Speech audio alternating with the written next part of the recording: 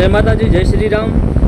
તો ઉથી ગામથી ક્ષત્રિય ઠાકોર સમાજ ગોયલ પરિવાર એના તરફથી ભાવભર્યું આમંત્રણ આપ્યું છે।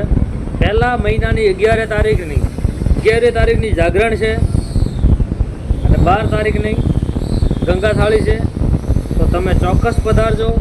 ક્ષત્રિય ઠાકોર સમાજ પરિવાર તમને ભાવભર્યું આમંત્રણ આપ્યું છે ગોયલ પરિવારે।